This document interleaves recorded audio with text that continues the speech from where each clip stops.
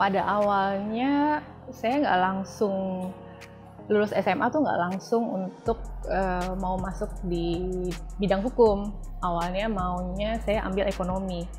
Tapi begitu selesai lulus SMA, tiba-tiba ganti pilihan gitu. Karena mungkin dari background keluarga ayah itu semua sarjana hukum semua. Kita kebiasaan lihat dari kecil, asik juga ya kalau anak kecil dulu ya, wah kita bisa bantu orang gitu kan.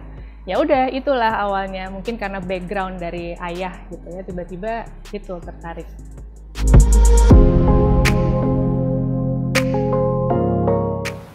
Prinsipnya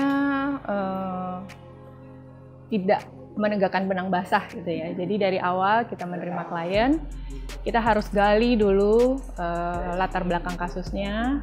Jadi klien kita harus tahu betul bahwa case-nya seperti ini. Nah, klien harus jujur. Ya itu dia. Jadi apa yang benar kita bela. Jadi jangan berusaha untuk menegakkan benang basah. Gitu. Kenapa? Terbesar ibu sebagai perempuan Indonesia? Bisa sukses di semuanya ya, maksudnya di pekerjaan bisa sukses dan di keluarga juga sukses. Jadi nggak hanya dalam satu bidang aja gitu. Jadi dua-duanya balance.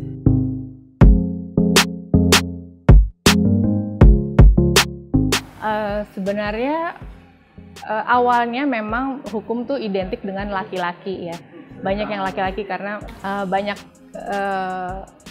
laki-lakinya daripada perempuannya. Tapi seiring berjalannya waktu, perempuan juga justru menurut saya lebih diuntungkan. Karena apa? Perempuan kita kan nggak harus keras, nggak harus teriak-teriak, tapi dengan lembut juga bisa diselesaikan gitu. Ya, banyak juga lawyer-lawyer perempuan yang sudah berhasil, ya, yang bisa dijadikan contoh gitu ya.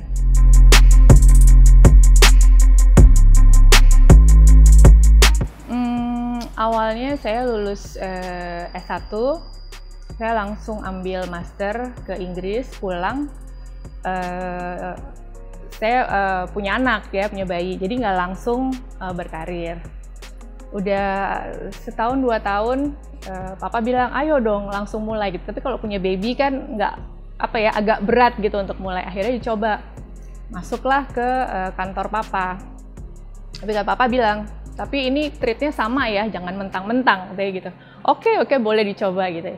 Ya udah, dari situ seiring berjalannya waktu sampai sekarang.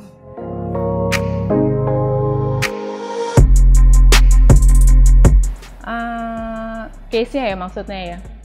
Semua dari pidana, perdata itu ada kita layani.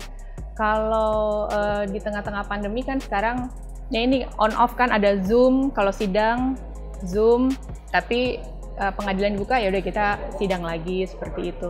Masih tetap sama, cuman ya dengan protokol kesehatan ya seperti itu. Mau nggak mau kan memang harus jalan ya.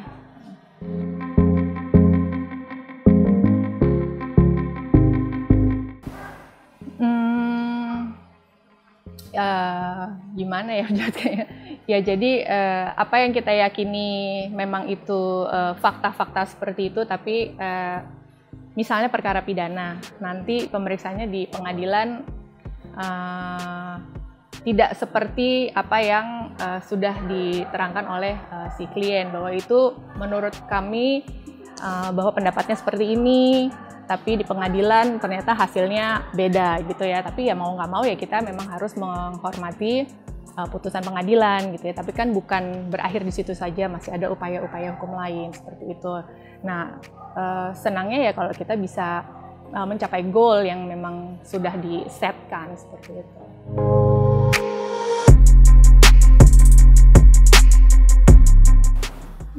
Saya dulu berapa tahun yang lalu ya, udah lumayan lama sih ya. Waktu itu saya mendampingi Ibu Mariati Murdiono, itu digugat permohonan talak oleh almarhum Pak Mur. Pada saat itu usia beliau sudah 70 sekian tahun ya, kalau nggak salah ya, kalau nggak saya salah ingat.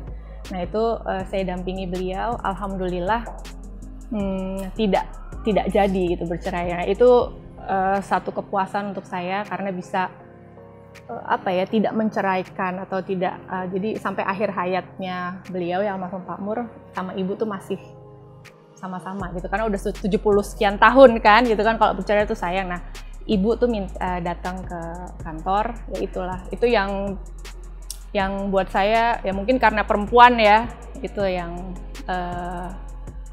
sampai sekarang masih keinget gitu ya, membekas gitu.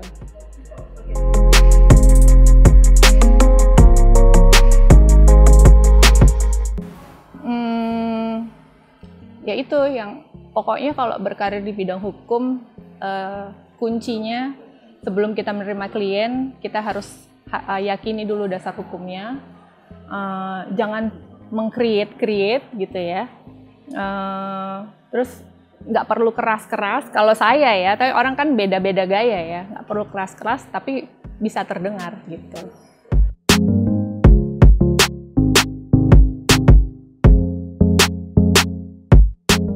Saya suka sepedaan terus. Saya suka yoga juga, rutin, atau kalau nggak kemana-mana ya di rumah aja treadmill gitu. Penting sih ya. Kalau sebelum COVID ke salon, krimbat gitu kan. Tapi kalau COVID, sejak tahun lalu saya belum pernah lagi untuk krimbat seperti itu treatment. Ya itu paling sepedaan. Kalau sepedaan kan kayak rekreasi, kayak tamasya gitu kan, bisa lihat-lihat. Kalau naik mobil kita nggak bisa masuk ke gang. Kalau itu kita bisa masuk ke gang, bisa mampir beli apa gitu. Sepedaan sih kalau sekarang.